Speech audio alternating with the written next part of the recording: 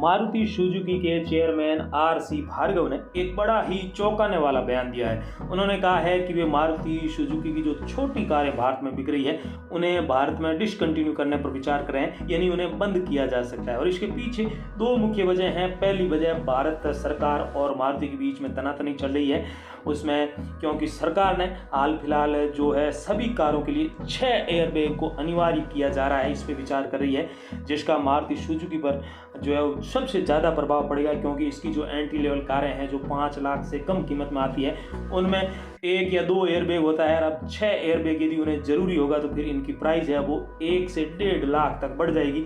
यही कारण है कि भारत सरकार के इस फैसले का मारुति सुजुकी है वो लगातार विरोध कर रही है। लेकिन कहीं ना कहीं परिवहन मंत्री है नितिन गडकरी जी, वो भारत की सड़कों और सेफ्टी को लेकर के काफ़ी ज़्यादा जो गंभीर है और वो किसी भी मामले में या फिर कहें कि इस संदर्भ में कोई समझौता नहीं करेंगे और 6 एयरबैग को कंपलसरी किया जा रहा है। इसके चलते मारुति की 5 या 6 कारें सबसे ज़्यादा प्रभावित होगी, जिसमें एंट्री लेवल की ऑल्टो है, एस्प्रेसो, वैगन आर, सेलेरियो और स्विफ्ट शामिल है, और एक वैन आती है इको, वो भी शामिल है। क्योंकि इनकी प्राइस यदि इन्हें 6 एयरबैग के साथ भारतीय बाजार में उतारा जाए तो इसमें एक तो क्योंकि एक्स्ट्रा एयरबैग वहाँ ऐड होंगे तो लगभग 60 से 80 हज़ार रुपये एयरबैग जो इंस्टॉल करने में खर्चा आएगा, और साथ ही साथ 20 से लेकर के 50 हज़ार रुपये पूरी बॉडी को रिकंस्ट्रक्ट करने में का खर्चा है। क्योंकि जो ये सामान्य या सस्ती कारें हैं, क्योंकि इसमें साइड कर्टन एयरबैग वगैरह लगाने के लिए पूरी तरह से बॉडी है उसमें बदलाव होगा, जिसके चलते लगभग 1 से 1.5 लाख तक का फर्क पड़ सकता है इसकी प्राइस में।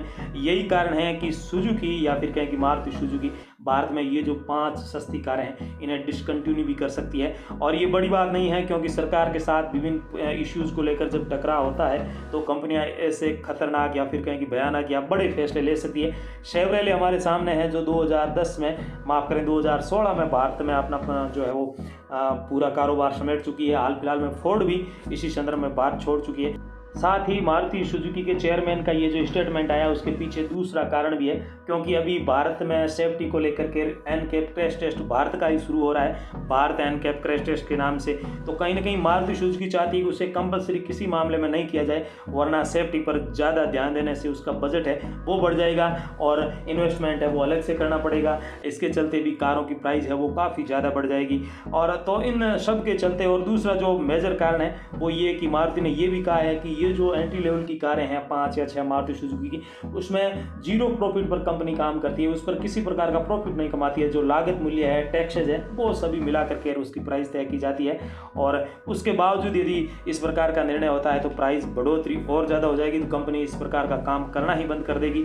और एक और कारण हो सकता है, क्योंकि सब फॉर्मेट कॉम्पैक्ट एसयूवीज का ज़माना आ चुका है और बहुत सारे लोग स्विफ्ट या फिर इग्निस जैसी कारों को छोड़ करके निसान की मैग्नाइट या टाटा की नेक्सन या फिर वेन्यू जैसी कारों या सोनेट जैसी कारों की तरफ बढ़ रहे हैं। उसके चलते भी ये जो बाजार है एंट्री लेवल सेगमेंट का काफ़ी ज़्यादा प्रभावित हो रहा है। लेकिन हाल फिलहाल हम ये मान सकते हैं या आशा कर सकते हैं कि मारुति ऐसा बड़ा कदम न उठाए और ये एंट्री लेवल कारें जो लोगों का, क्योंकि आमतौर पर निम्न मध्यम वर्गीय परिवार है, वो शुरुआत में इन्हीं 5 या 6 कारों में से एक कार का चुनाव करते हैं, तो उनके सपनों पर कुठाराघात ना हो ये भी ध्यान रखने की आवश्यकता है। और मारुति सुजुकी अपनी कारों पर जो है वो किसी प्रकार का बड़ा जो निर्णय है वो ना ले, क्योंकि साथियों आप जानते हैं जो मारुति सुजुकी की लगभग 1,50,000 कारें आमतौर पर एक महीने में बिकती है, और उसमें से 70 से 80 हज़ार तक का आंकड़ा है वो इन्हीं कारों के बल पर कंपनी प्राप्त करती है। तो आशा करेंगे इतना बड़ा कदम कंपनी ना उठाएगी और सरकार भी इनकी जो जायज़ जो चिंताएं हैं उन पर ध्यान देगी। आशा करेंगे ये वीडियो आपको पसंद आया होगा।